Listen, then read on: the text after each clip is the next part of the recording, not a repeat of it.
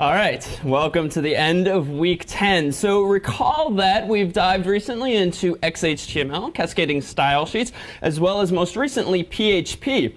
Today we will continue to look at the latter and also introduce yet one other, but one final language, that known as SQL, standard query language, with which we'll be able to connect by the end of today to a database. So it turns out, recall that we spent a while toward the end of last lecture making fake Google. The point of which was, one, to whip up a web page pretty quickly, but two, was also to demonstrate that we can already begin making web pages that take input from the user and then pass that input along to some program. Now, we kind of cheated in that case because we just passed that input to Google rather than processing it ourselves. But a student actually came up to me afterward pointing out that our efforts were actually largely for naught, since it turns out that I could have just pimped my search by visiting this old website here. And if we really wanted fake Google, it turns out all it takes is to type the name of the website you'd like to make, click a button there, and now we have fake Google, which if we now want to search for computers, in fact, searches for computers. So there you have it, been one-upped by pimpyoursearch.com, if you'd like to check that out. And one other excuse, if you will. So you'll recall that I dropped the ball in the last couple minutes there, and I was trying desperately to get that website to work. Just hello world wasn't so much as working, and we tried all those various arcane commands. Turns out that I just forgot to run a script of our own. We wrote this script called CS50 Webify, which is something that Problem Set 7 will introduce you to in its spec. But long story short, that command configures your FAS account to actually work with PHPs, because out of the box, FAS does not support PHP. So CS50 has gone ahead and created an environment in which it will work. And I forgot to run that on CS50 Stud's account. So that's my disclaimer. Figured it out literally 20 seconds after class ended, but I know that's meaningless since the camera was already off. So what's on the agenda for today first? Well, let me bring us over to the following. Let me pull up that CS50 Stud's web directory again. By default, his home page is currently just CS50 Stud. By default, his web page is that hideous thing that we made the other day, but we actually have a couple of other things that we can show you here. So I whipped up this file, not called index.html, but this time called froshims.html. You'll recall one of the backstories I presented is that when I was a sophomore, I think, I wanted to whip up a program with which freshmen could register for intramural sports, and thereby supplanting this age-old system of writing your name on a piece of paper, sliding it through some random Proctor's mail slot in Wigglesworth, and then they manually compiled everything. Well, the first thing I needed to do then was, one, make sure I knew HTML, and I kind of sort of knew it well enough. I taught myself a bit of Perl, which is similar to PHP, but actually not nearly as well suited for web development, but that was the language in vogue at the time. And what I went ahead and did was whipped up, among other things, a page that looks like this. So even though there's a bunch of XHTML here, we've at least seen all of these tags, if briefly before. So notice it's perhaps easiest to explain this thing in the context of the browser. I'm going to go ahead to go to froshims.html. And this is a pretty simple page, but it's demonstrative of what you can do with various form inputs, so to speak. So with fake Google, all we used was one of those input type equals text fields, which just lets the user type a string of text. Well, you know from just having used the web that there are other features of forms. You can check little checkboxes. You can click those so-called radio buttons, which are the circles, and you can choose options from a drop-down. So what better way to demonstrate these four things than by whipping up an example that asks for one of each of these very basic form types. So this is similar in spirit to the web page I made for froshims. Needless to say, it was even far uglier than this at the time, having not done any of this before. But if a freshman wanted to register, he might type his name, and say, yeah, I'm going to be a captain of this team, gender is male. And this time I went ahead and generated the list of all the freshman dorms. And that kid was in Matthews. And then he might go ahead and click register. Now, in the case of fake Google, clicking that button actually sent all that form input, the text field, to Google. But now we want to take things up a notch. And we want to submit this data back to a program that we ourselves have written. So notice that in the source code of this file, recall that we used this on Wednesday, this form element, this form tag, the action attribute, recall, specifies where the data is going to get sent to, where it's going to get submitted to. And notice that I've chosen this time not to send it to google.com, but to a file that's apparently called register.php, which is, needless to say, a program I'm going to or already wrote in PHP that's just running in the current directory, right? I haven't specified a path, which means it's in the same directory as frosh.ims.html. And it turns out that even though I think the other day we used method equals quote unquote get for Google, well, the other convention for submitting data to a website is via this method called post. So long story short, when you submit information to a website via get, all that information ends up getting passed to the website. How? If you recall what happened with Google.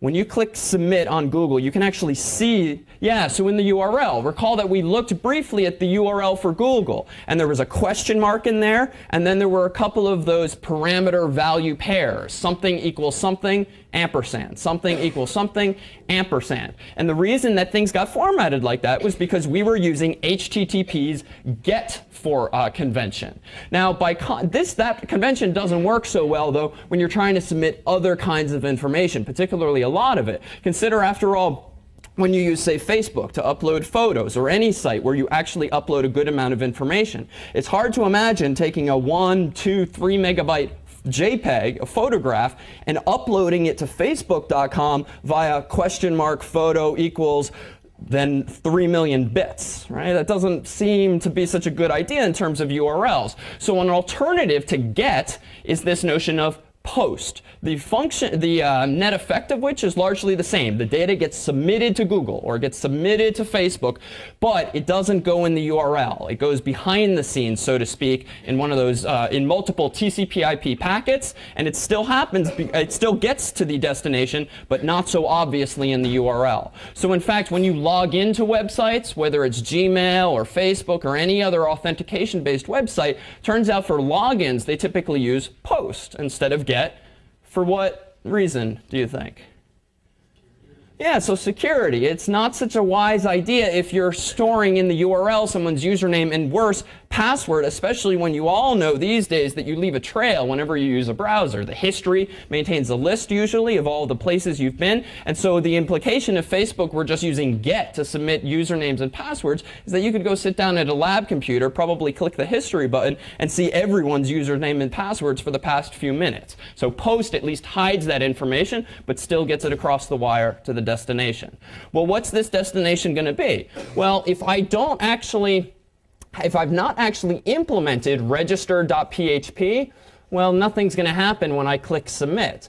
But it turns out that if you do put something there, something pretty simple, take a look at this. Let me go ahead. So what we have here is register.php. And I've scrolled down to the bottom to show that most of this file is actually just XHTML. Right? Because with PHP, because this is very much a web-tailored language, you typically do a lot of embedding of HTML and CSS and PHP and eventually SQL all in the same file. So notice that ultimately it looks like this register.php file is going to create a page that looks like what?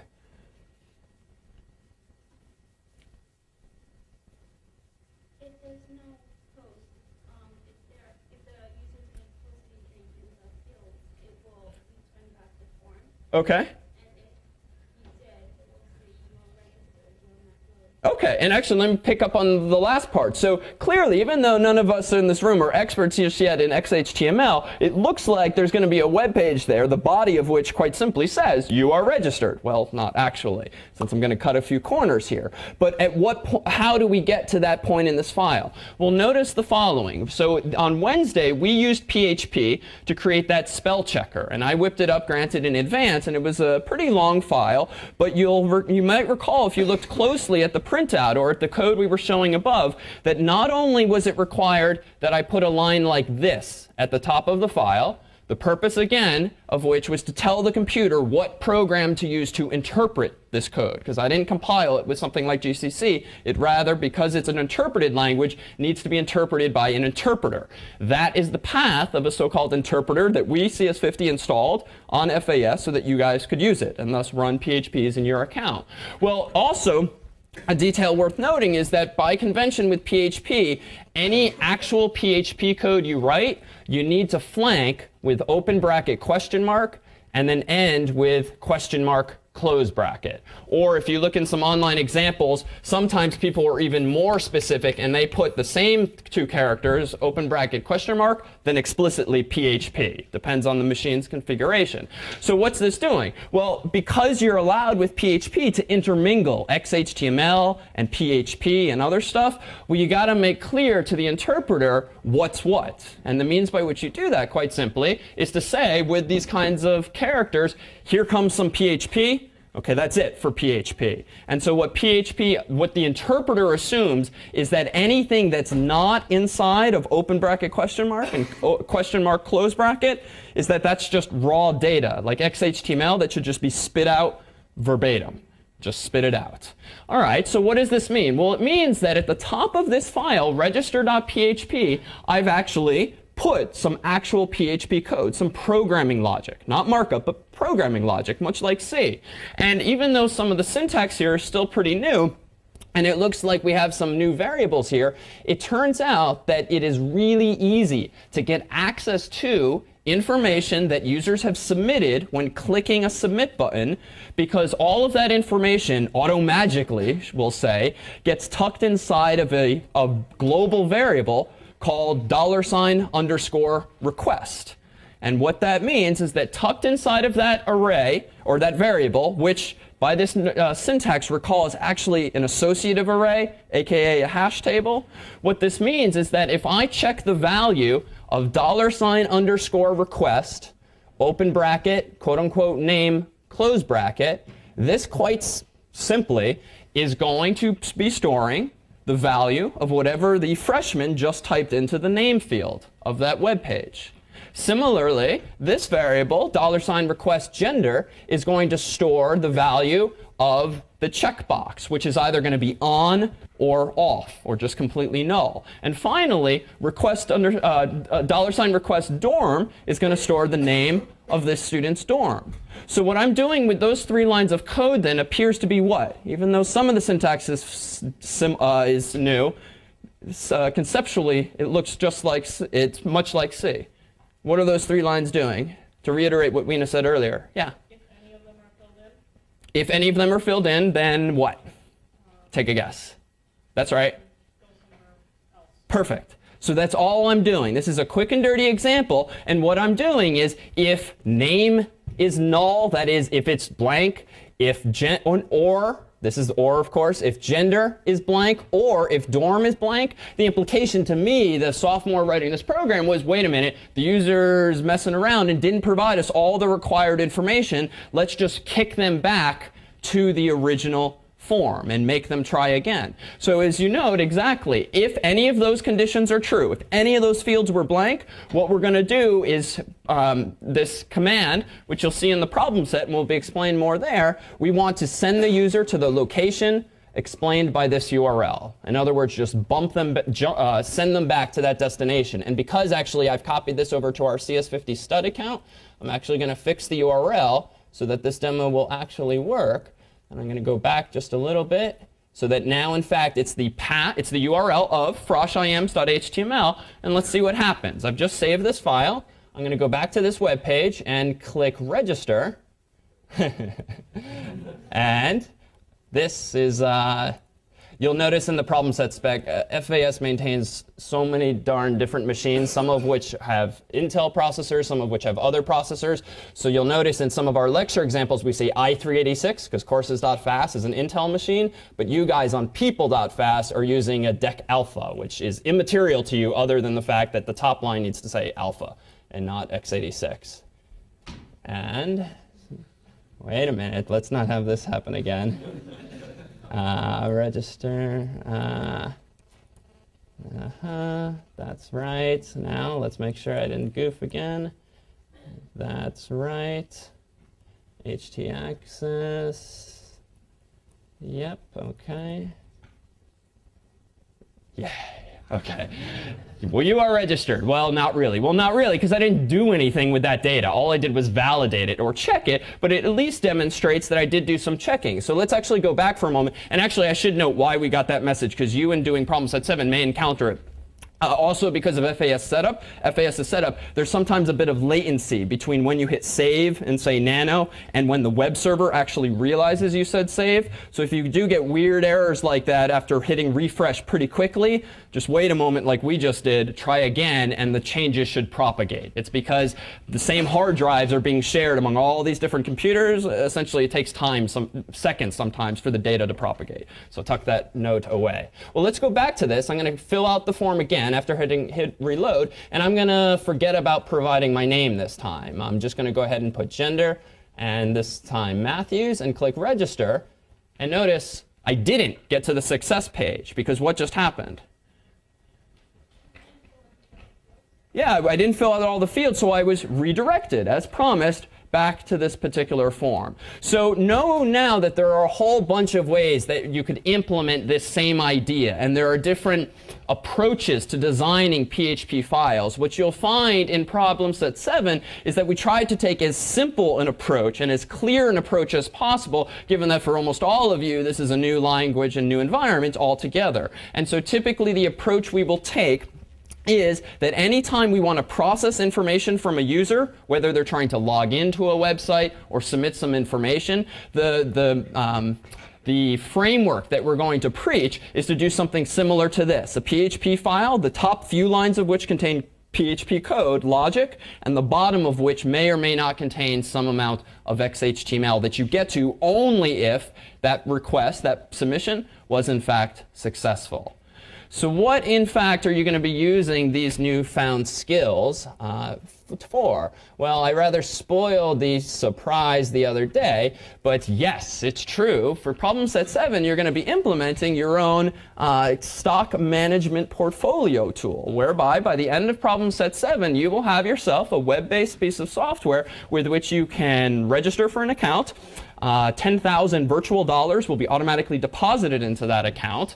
It will then allow you to buy and sell stocks, but using real-world data that we're going to pull live from Yahoo and MSN's own website. So it very much will be an interactive tool.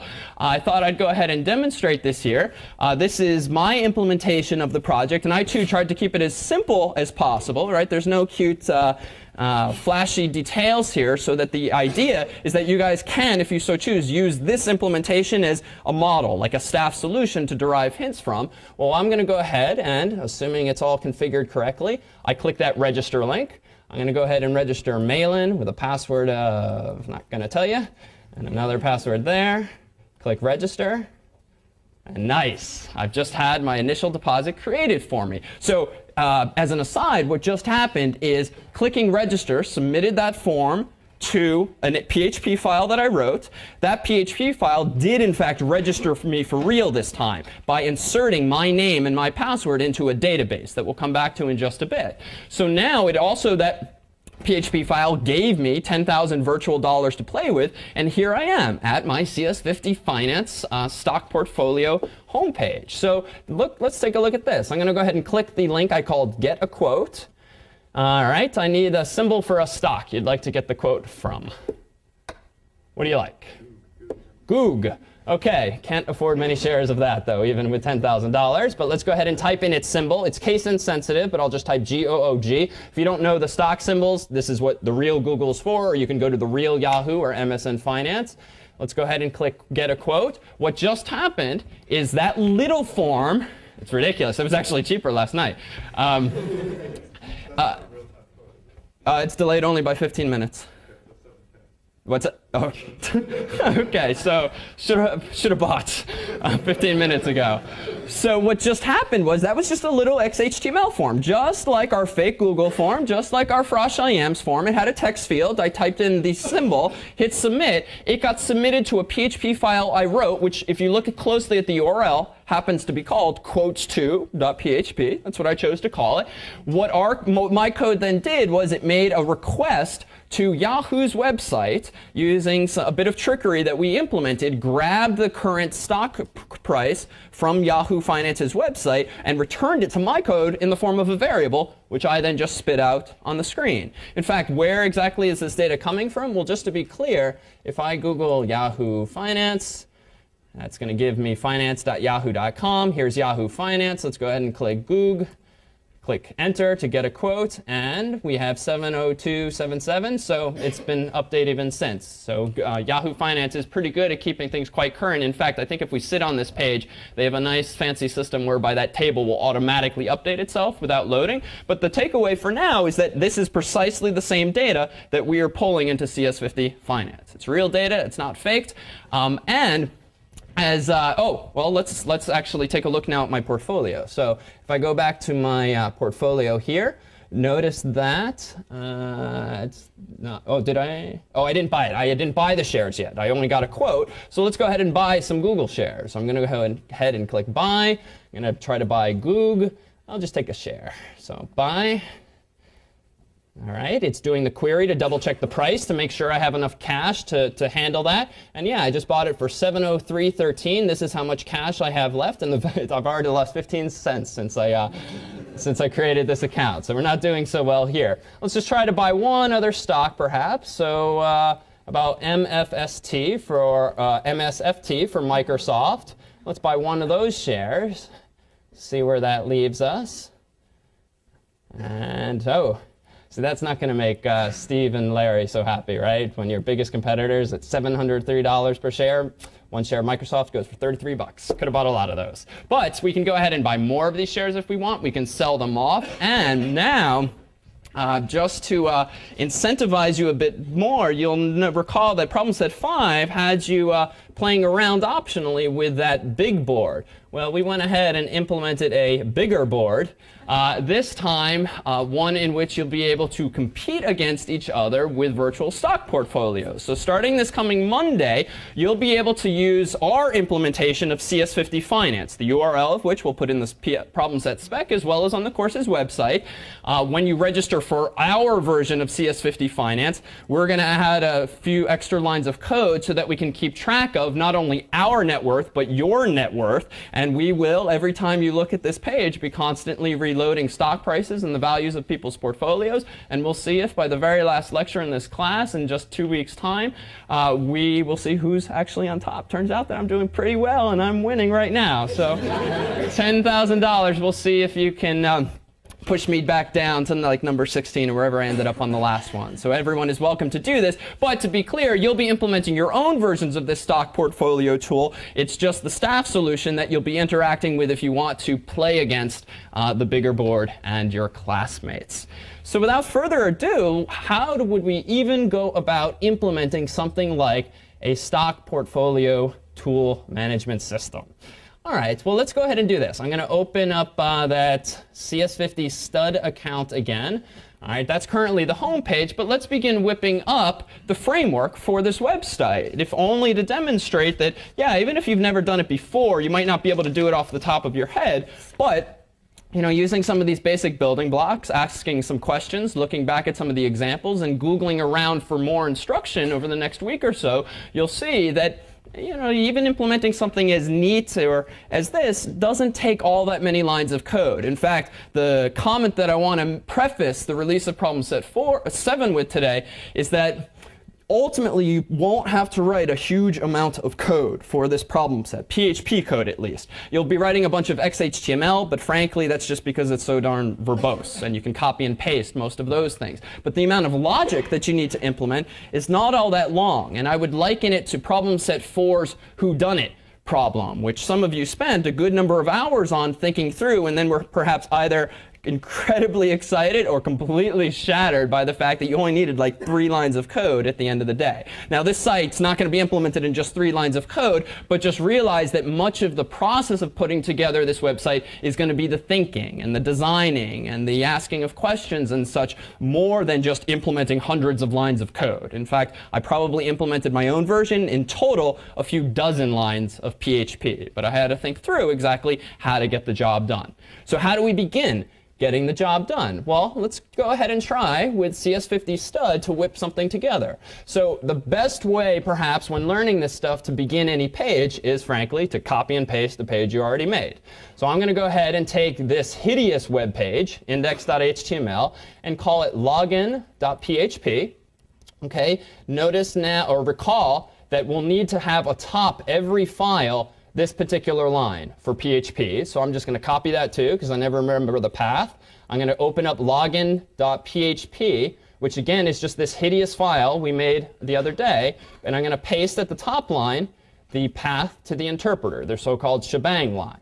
All right, for the login page, I don't really need any logic, because all I need to display is that XHTML form. But I need to make sure that login.php is accessible on the web, right? Because by default, almost always when you create a file in an environment like this, it's, as you would hope, only readable by you. Well, that command, there's a command I think I ran the other day, which we will walk you through in the spec as well. Not that one, fix web files. This is just a little script that we in FASIT wrote to just very quickly automate the process of making everything accessible on the web that should be. So you don't have to remember that chmod command that I'm often writing, but more on that in the spec. So what I'm going to go ahead and do now is open up login.php again. Notice that it's still this hideous mess. And I'm going to go back to my browser, though, and pull up not index.html, but login.php. And notice that the effect is the same. Now, the effect is the same, but what just happened, to be clear? Well, because this is a PHP file, and because I have this shebang at the top of the file saying, interpret this file with PHP, what's really happening is that www.people.fast isn't just opening this file and dumping its contents to my browser like it would for a GIF, a JPEG, an HTML page, or the like, but rather it's saying, oh, wait a minute, this is a .php file. There's this shebang at the top which says, use this interpreter. So what people.fast is actually doing when I just pulled up that URL in IE is it's saying, OK, I'm going to open this file, login.php. I'm going to pass it to that program referenced in the very first line. I'm going to let that program do its thing. And then I, the web server, am only going to spit out the results that PHP's interpreter tells me to spit out. Well, as promised a moment ago, if you don't actually have any of these things in the PHP file, stuff just gets spit out raw. So this is why the effect is the same. This is a PHP file, but there's no PHP code in here just yet. But that's fine. We're going to leave the framework alone for now and focus only on getting this login working. So I'm going to go ahead and scroll down here, and I'm just going to butcher what's inside this page. And I'm going to do something really quick and really ugly. I'm just going to say the first thing I need is a username from the user so that they can log in. Actually, the first thing I'm going to say is that I need a form. I'm going to submit this form to a file we'll write in a second called login2.php. The method I'm going to use is post so that we don't leak the username and password in the URL. I'm going to next say that the username should go here. So a username is going to be a text field. So I'm going to call this the username field, the type of which is going to be text. And then I'm going to put a line break just to keep things slightly pretty. And then, and here's a great lesson in writing web pages, copy, paste, rename that,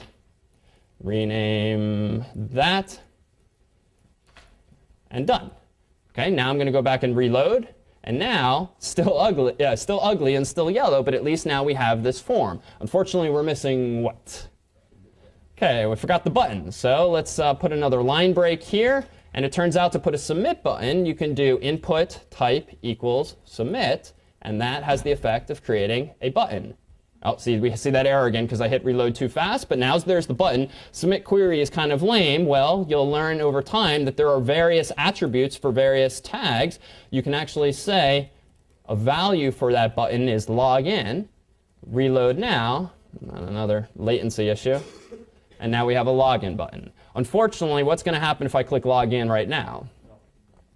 Nothing, right? I don't have permission to open login2.php because it doesn't even exist just yet. And that's fine. We'll fix that in a moment. But here's one other problem first. So mail-in, and then that password I chose was what? Uh-oh, there. Now everyone can see it. So how do we fix this? Well, it turns out there's one other type of field we should mention, that type is not just text, but type equals password. This is how Facebook accomplishes the task of changing passwords to bubbles.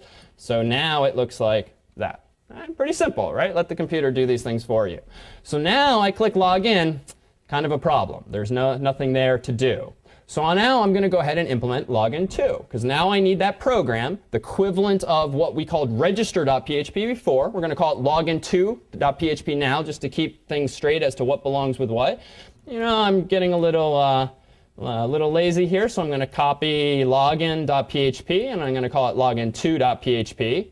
I'm going to fix web files to make sure that that new file is also available on the web. And now I'm going to open login2.php. Now, the purpose of this file is not going to be to display more HTML, but to process some logic. So I'm actually going to rip all this stuff out, because the only thing I really wanted was this line, so I don't have to remember it.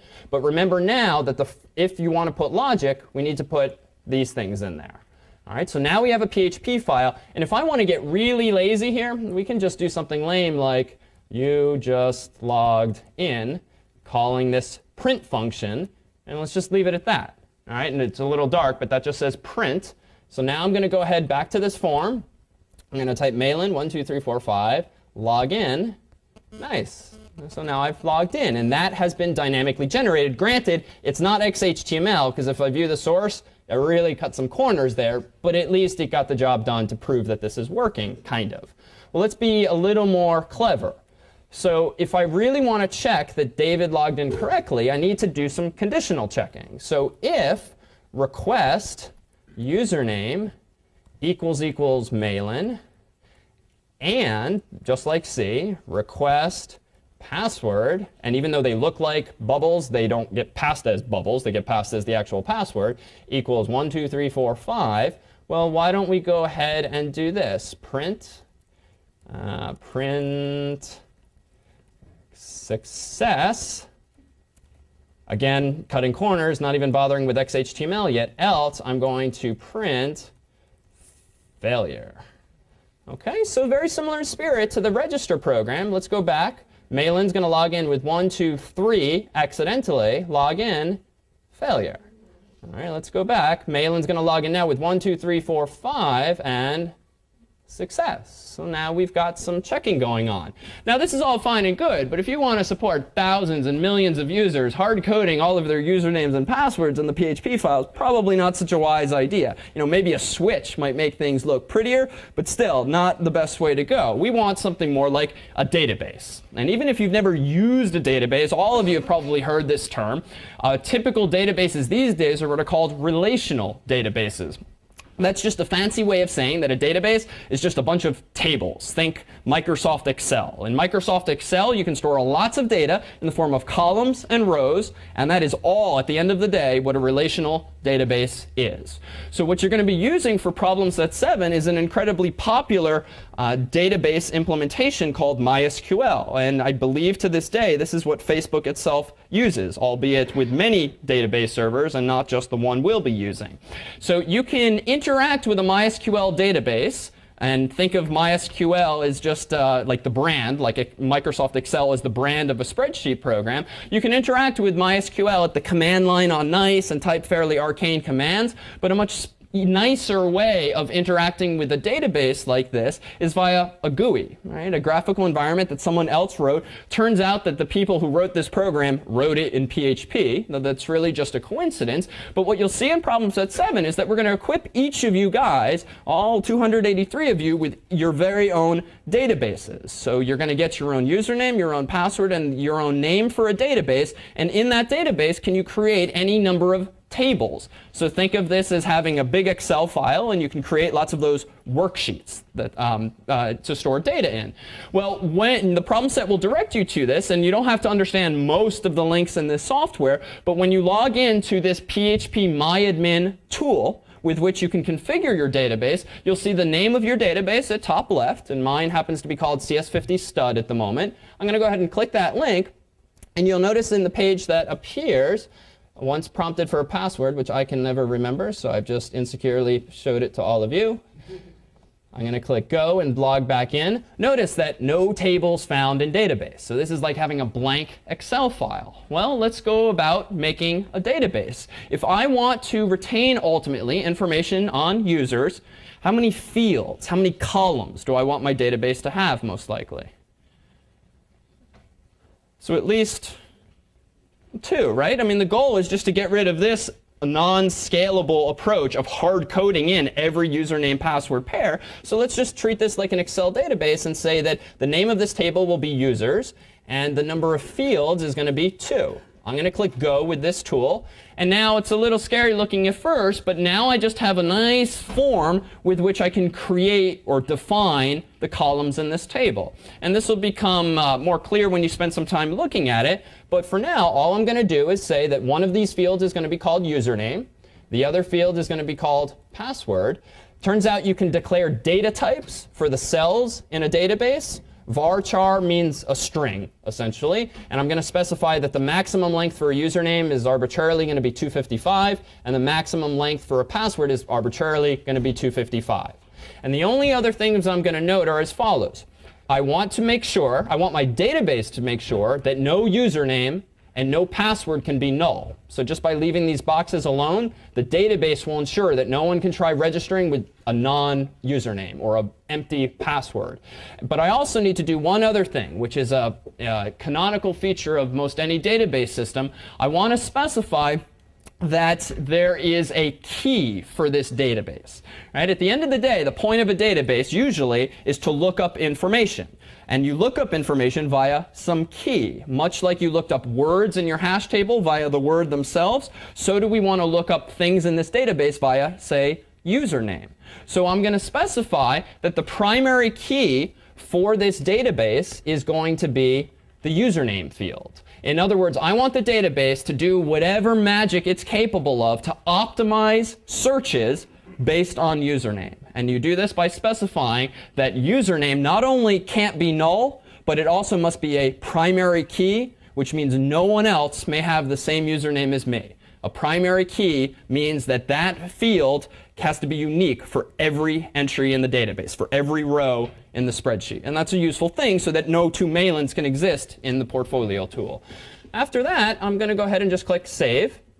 And that's it. So what this did was execute a fairly arcane SQL command that looks like this, but it created, in short, the database for me. Now, the nice thing, too, about this tool is that I can manually insert data. Granted, your portfolio tool is not going to involve you sitting at a computer manually registering all of your new users. You're going to automate that process.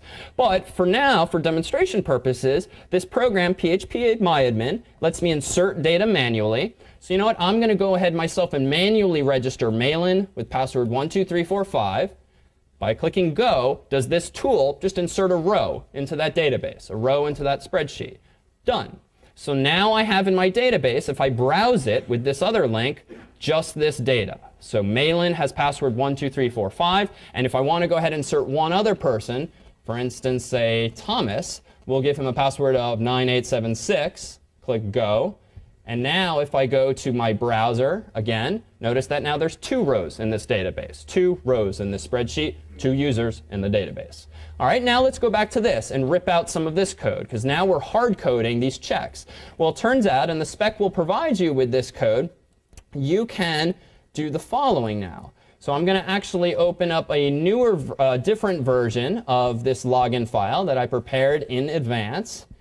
And this one is still going to be called login2. I'm just going to rename it over so that it's good to go.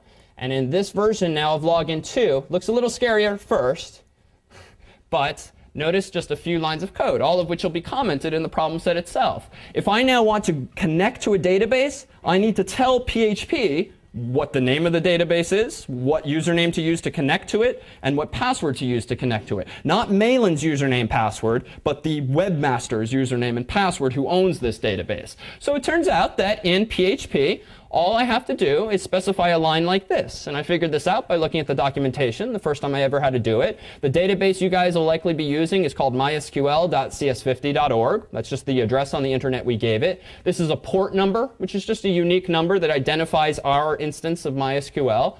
Here's the username to connect to, and here's that crazy looking password that I'll change later today. It wraps onto 2 lines, but that's fine. And then once you've connected to a database, you generally need to select a specific set of tables. So here I'm selecting CS50 studs set of tables, so that if other students are using the same database server, I'm not using their tables, but my own. And now, and there's a few lines of code here that I'll gloss over for a moment, I'm going to do the following. This is now our first instance of real SQL. So SQL is just this language for a structured query language. It's a language that allows you to request information from a database, insert information into a database, delete information from a database, in short, interact with a database. And you can do some crazy things with it, but you can also very easily do some simple things. And among the simplest is just to select some information. And I want to select, in this context, a username and password to make sure that they're equivalent to what that person typed in. So the SQL statement or query that I want to execute now is this, actually. Select, I'm going to change it slightly. So I'm going to prepare a statement. Here, so here's a variable arbitrarily called SQL. sprintf should be vaguely familiar to you from C. I'm using it because it makes the process of creating this string a little easier.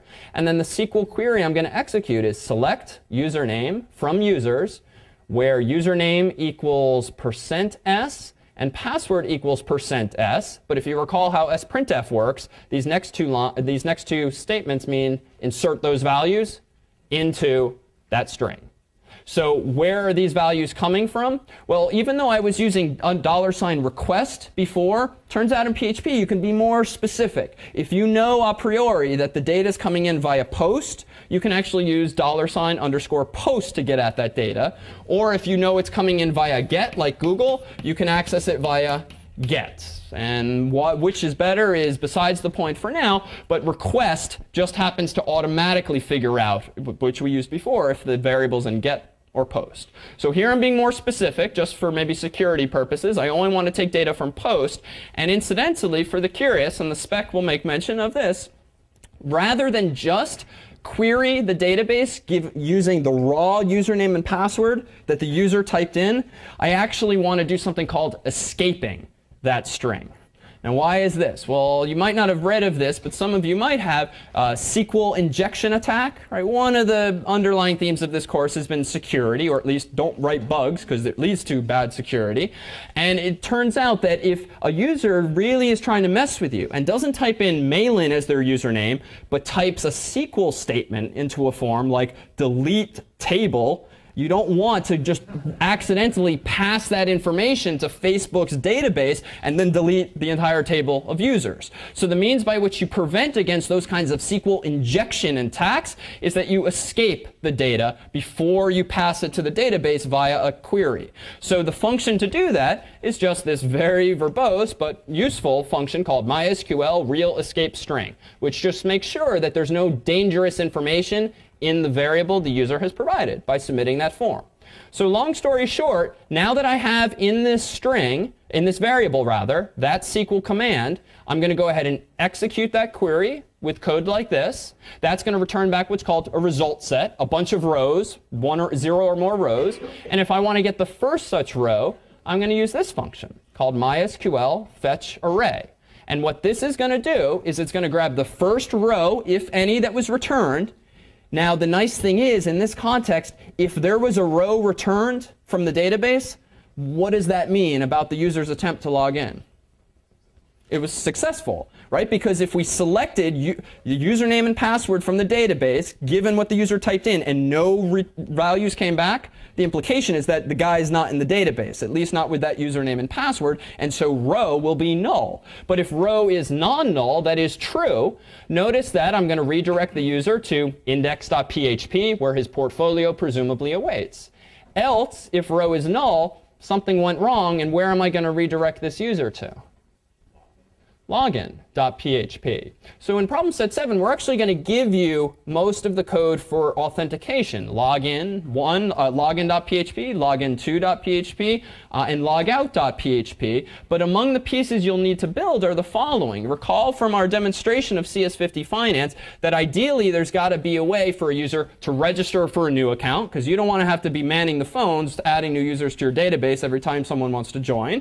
2, you're going to need this feature to get a quote. And the code for that, frankly, if you're a little nervous about this, requires writing 1 line of PHP, I think, because we wrote the function called lookup that will go query Yahoo and return the data to you. But the other 2 pieces of functionality, buying and selling, are a little more interesting, a little more fun, but even still, maybe 12 lines of code each, just 12 lines of PHP code, 20 lines just to put it into perspective.